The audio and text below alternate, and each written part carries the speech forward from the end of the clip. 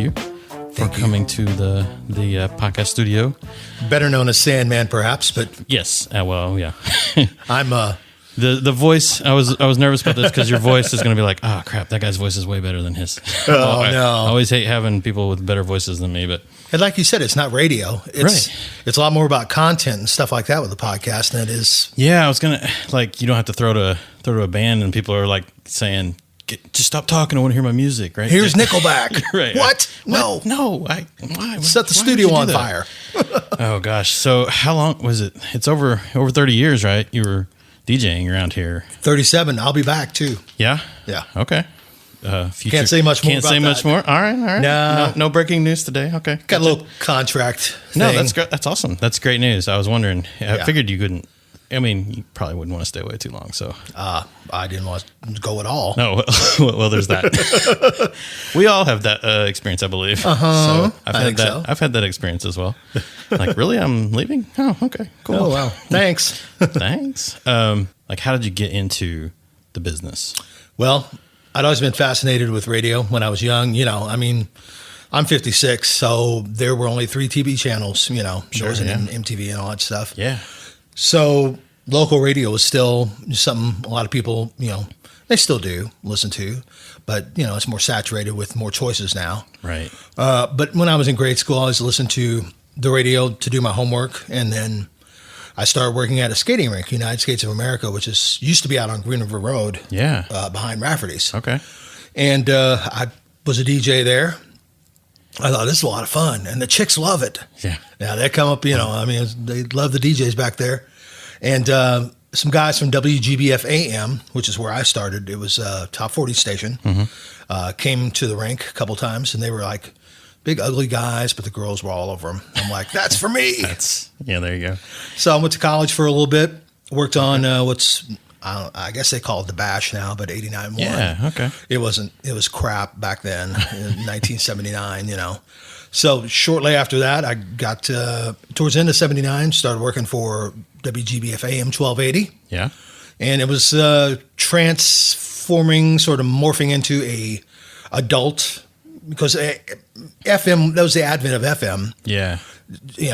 Top 40 radio was moving on to FM, and they bought 103, and they said, we're going to flip this to rock. How would you like to work there? I'm like, need you ask me again? No, I don't think so. Yeah, exactly. So it was called KC 103 back then, and I went through a couple ownership changes, and the late Larry Aiken bought it in 87. I was his music director and assistant program director, and he turned it back to 103 GBF. So it's 30 years this year, I think. Wow. Yeah, it seems like the radio stations, they change a lot. I mean, and I don't know about ownership, but actual, now we're doing 80s music now, or now we're a country station, or we're doing sports. It seems like it changes a lot. Does it seem like it does more now than you did before? Or? Yeah. Where I worked last, we had a station we flipped to 3 or 4 different formats during the time I was there. Yeah.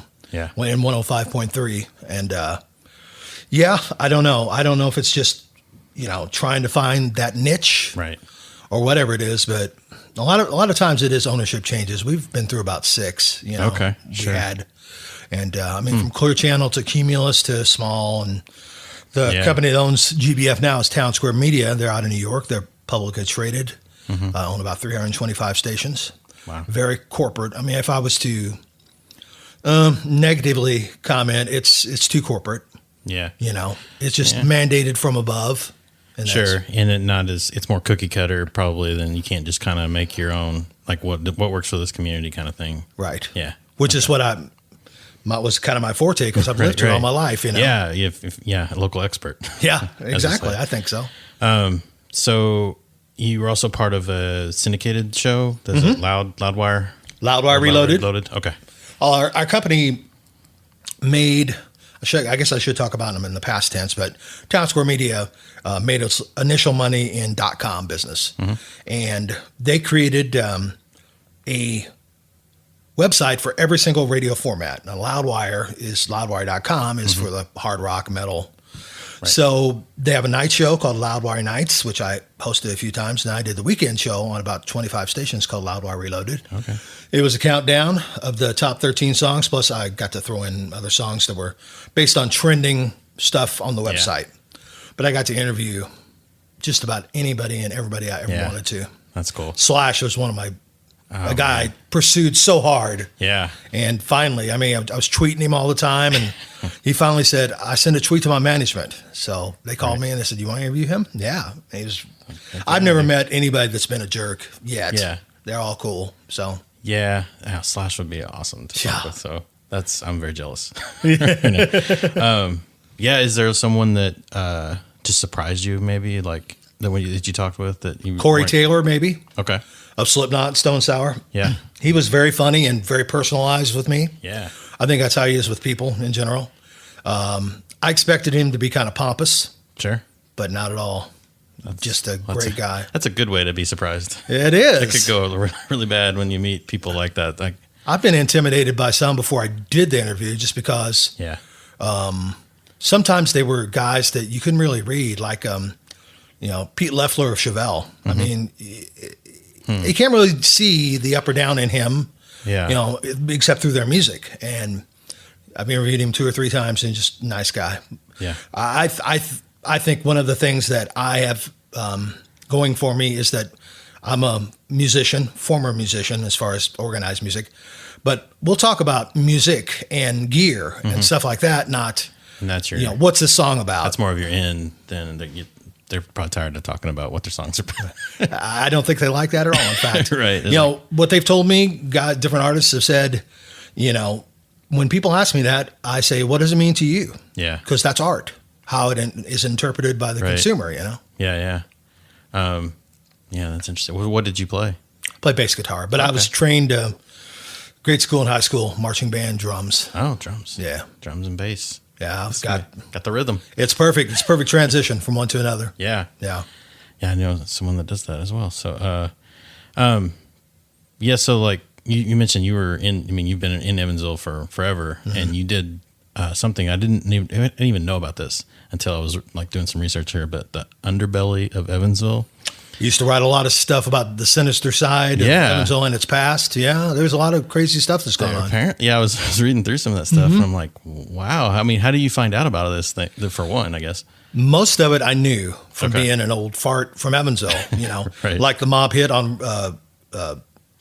Ryan, can't remember his first name, oil guy, Ray Ryan. Yeah. I've read that book, so I knew what you're talking about there. But there's a lot of stuff that you talked about. The unsolved murder in the old courthouse basement. Yeah. That is still, it's still not solved, but the detective that works cold cases says he believes he knows who the killer is and has talked to him on the phone. Wow.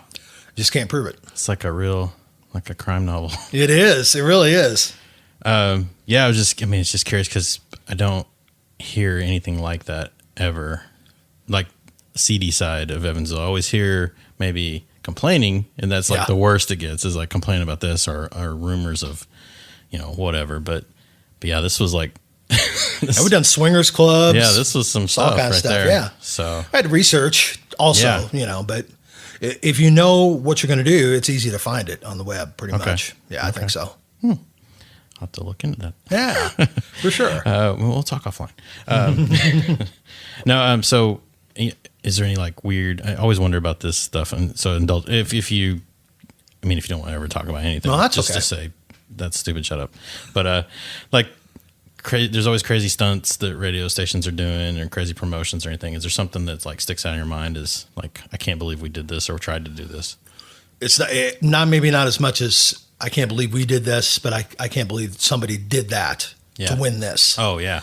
Like, I don't know how long ago it was. It was Motley Crue was still a couple albums before retiring, and we did What Will You Do for Motley Crue tickets. Mm-hmm. This guy said, "I'll streak down the median of Green River Road." Oh man. And he did.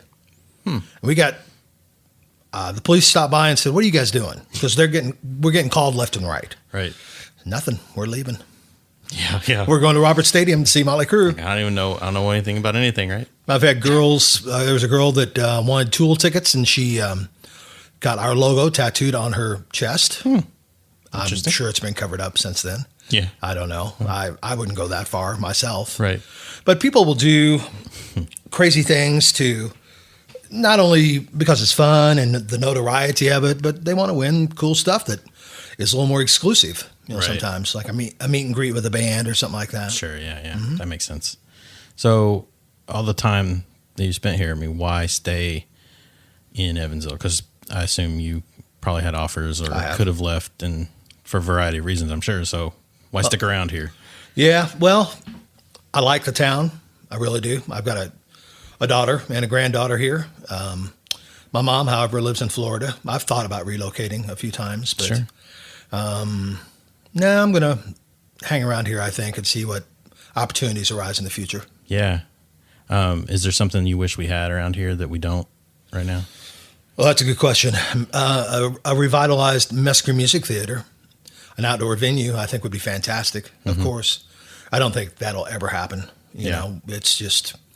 I interviewed the mayor a couple of years ago for our YouTube channel, and he said it'd be $6 to $8 million to get that thing working again and pass up to code and everything like that. Sure. That's just a shame that's been let go. Yeah, it's a lot of money.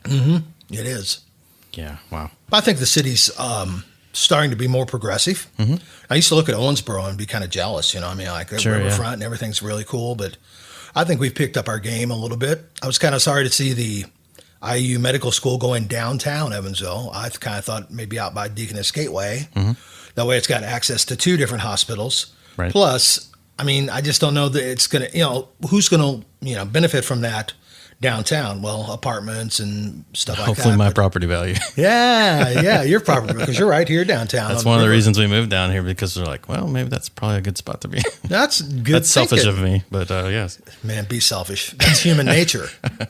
Right? Right. Yeah. Bring on those property values, man. Bring those people down here. That's funny. Sorry, I didn't mean to cut you off there. No, that's all right. I just think we're starting to catch up, but where I'd like to see us gain some ground is culture, music scene, stuff like that. Yeah. I mean, still the most people will go out and see a cover band rather than a band that writes their own songs. Right. And I just wish that were different. You know?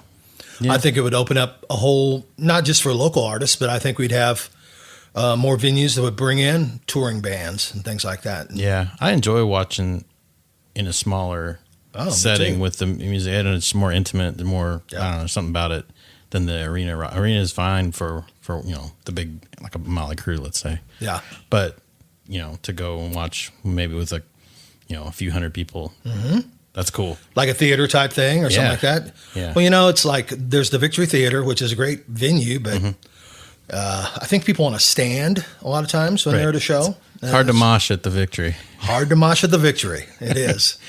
And then there's the, the center, which is the same thing pretty much. It's around 2,000, 2,200 seats. You can't stand, you know? Yeah. Yeah. There's well, maybe some industrious person will figure something out for us, but the design of the Ford Center kind of did not put us in the area where we need to be to attract the next level of shows. You need to be about 15,000 in capacity to get the bigger tours. I mean, we're not talking about the Foo Fighters or anything like that, but but 2 or 3 bands that are prominent of whatever genre. Country seems to sell well here. I'll say that. Country and let's say an older demographic of rock. Yeah, classic rock does really well here. Or heritage bands, as we call heritage them. bands. That's a better word. My favorite band is UFO. I even have a tattoo right there. Oh, and they're coming to Evansville. So really? Yeah, I saw Kid Rock was coming to Evansville soon. I'm like, oh wow, is he still alive? that's the thing, huh? Yeah, I'm like, all right, well, that's crazy. Guess 20 years ago, I might be excited about that. So where can people hear us? EvansvillePodcast.com. Well, that's easy. Yeah, I do that, and then we have apps, and you get it on everybody's phone's got a podcast player, so it seems like it. So yeah, we'll see, but yeah, so. So how do people follow whenever you're ready to announce where you're going? How will they know? I'm very prevalent on social media. Twitter and Instagram, it's at Sandman103GBF, which I'll obviously have to change that. Yeah. Well, unless. No. Nah, that's not going to happen. It's not going to happen. Okay. I got 2 different Facebook pages. Mike Sanders, the Sandman, which is the work page, and Michael W. Sanders, because Facebook went through that thing where you got to use your own name if you're on a page. Exactly.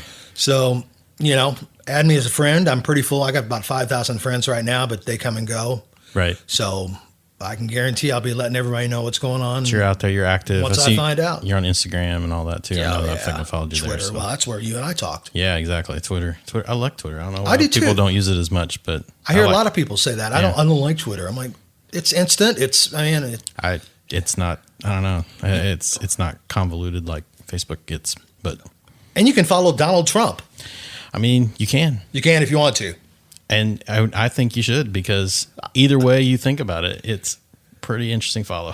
It is damn entertaining.